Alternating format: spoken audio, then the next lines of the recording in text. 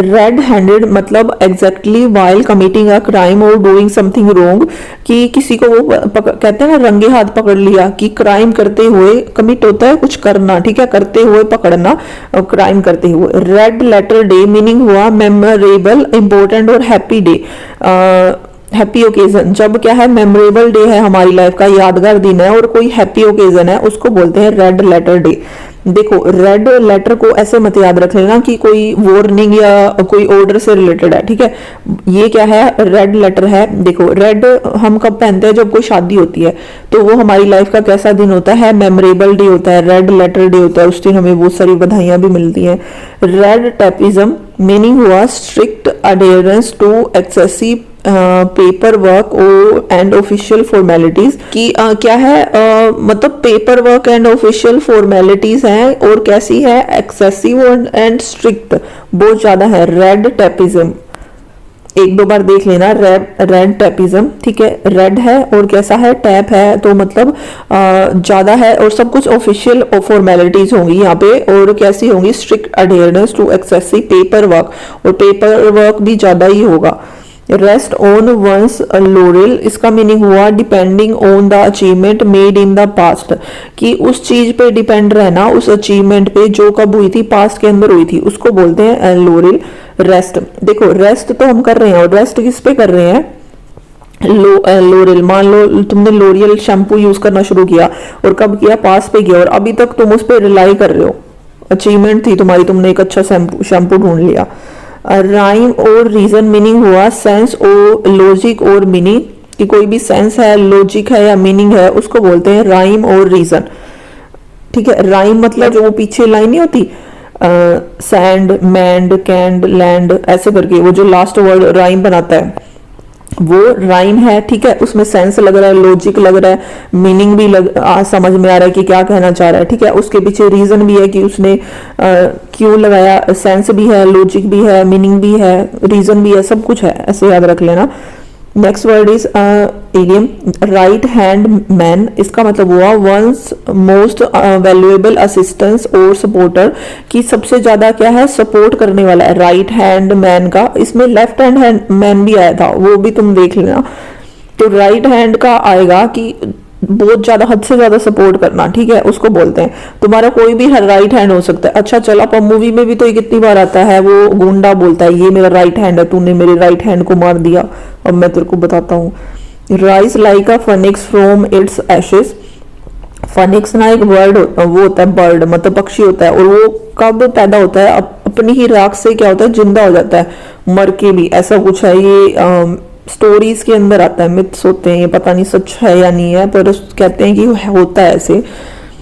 To make a miraculous comeback after a seemingly insurmountable setback, मतलब एक setback तुमने लिया, सेटबैक मतलब तुम कहीं नहीं गए, ना किसी से मिले, सबसे अलग हो गए, और एकदम से तुमने क्या किया, एक अच्छा कम बैक किया, ठीक है। सेटबैक तो तुम बैठ गए, और कम बैक मतलब तुमने वापिस आए एक अचीवमेंट के साथ, उसको बोलते हैं।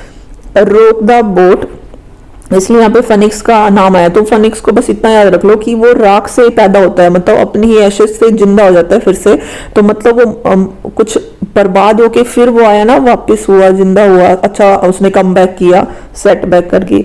रोक द बोट मीनिंग हुआ to disturb a situation which was otherwise stable, कि डिस्टर्ब करना एक सिचुएशन को जो एक स्टेबल थी, ठीक है, मतलब किसी का वो बैलेंस बिगाड़ देना, उसको बोलते हैं रोक द बोट।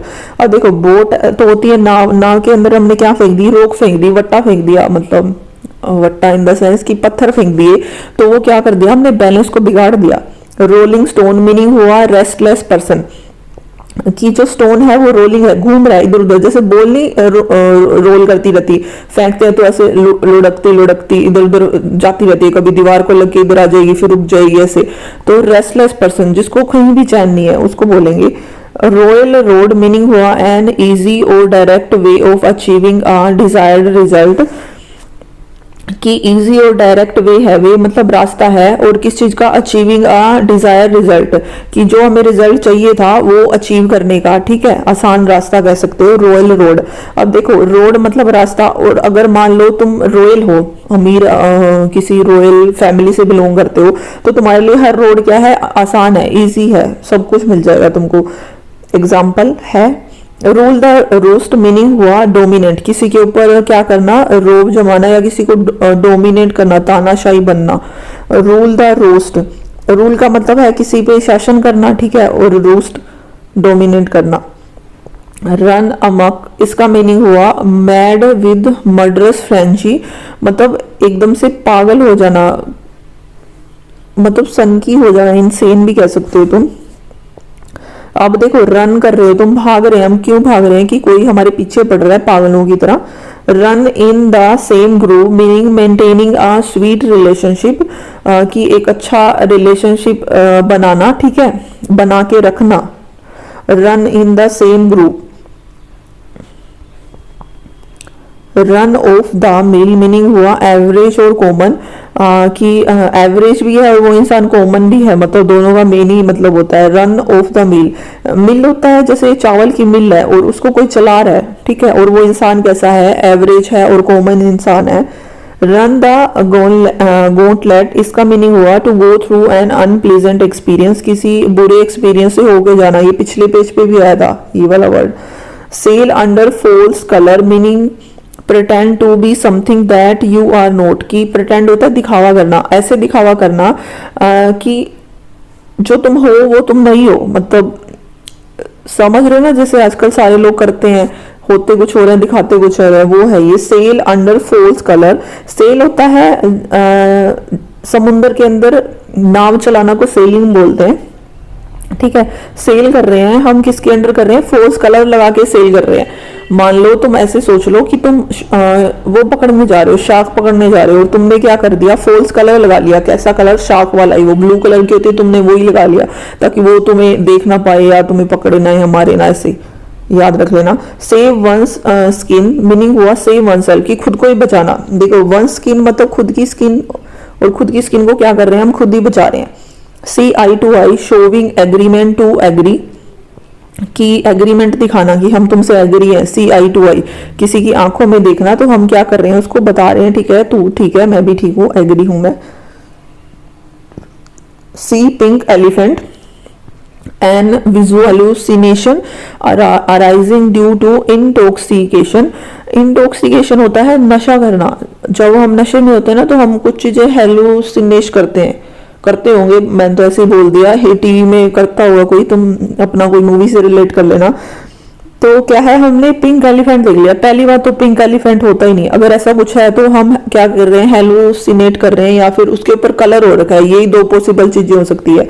तो बस ऐसे याद रख लेना कि नशे में है और हमें कुछ भी दिखाई दे रहा है, और पिंक एलिफेंट होता ही नहीं है। See red, meaning be very angry, देखो जो बुल होता है वो रेड कलर देख के कैसे एंग्री हो जाता है, बस ऐसे याद रखना। सी थ्रू मतलब कॉम्प्रीहेंड और अंडरस्टैंड, की चीज क्या है, कॉम्प्रीहेंसेबल है या अंडरस्टूड है, दोनों का मतलब एक ही हो। सी थ्रू का एक मतलब ये भी होता है कि जैसे कपड़ा जब पतला होता है ना तो फिर दिख रहा होता है अंदर से शरीर, तो उसको बोलते हैं कि ये कपड़ा क्या है, सी थ्रू है, कि तुम इसके आर पार भी देख सकते हो।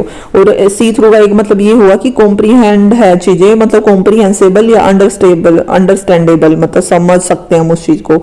सेट एट नोट, मीनिंग हुआ टू डिसरिगार्ड और treat as of no importance, कि सामने वाले को ऐसे ट्रीट करना कि वो तुम्हारे लिए कोई इम्पोर्टेंस ही नहीं रखता, मतलब ज्यादा किसी को भाव ना देना, उसको बोलते हैं सेट अ नोट। नोट को तुम ऐसे याद रख लो, नोट होता है वैसे गांठ बांधना, ये स्पेलिंग ये नहीं होती कि NOUGHT होती है। नोट मतलब गांठ बांध ली तुमने, क्या गांठ बांध ली, कि सामने वाले को हम सही ट्रीट नहीं करेंगे, पर ऐसा करना नहीं चाहिए, सबको अच्छे रिस्पेक्ट से ट्रीट करना चाहिए। Set once face against, meaning हुआ अपोज विद डिटर्मिनेशन, कि क्या करना, अपोज होता है विरोध करना, ठीक है, और कैसा विरोध, एकदम पक्के मन से, भाई अब हम सोच लिया ये करेंगे तो करेंगे, ठीक है, मतलब क्या करेंगे, अपोजिट मतलब विरोध करेंगे तुम्हारा। सेट वंस फेस अगेन, की खुद का फेस क्या है, सेट कर दिया, खड़ा कर दिया अगेंस्ट। मान लो यहाँ पे कोई खड़ा है और तुमने इसकी तरफ अपना मुंह इस तरफ कर लिया, परली तरफ, तो मतलब क्या है, तुम अगेंस्ट हो उसके, भाई तुम्हारे उसके मुंह पे ही तुम वो कह रहे हो कि मैं तुम्हारे अगेंस्ट हूँ।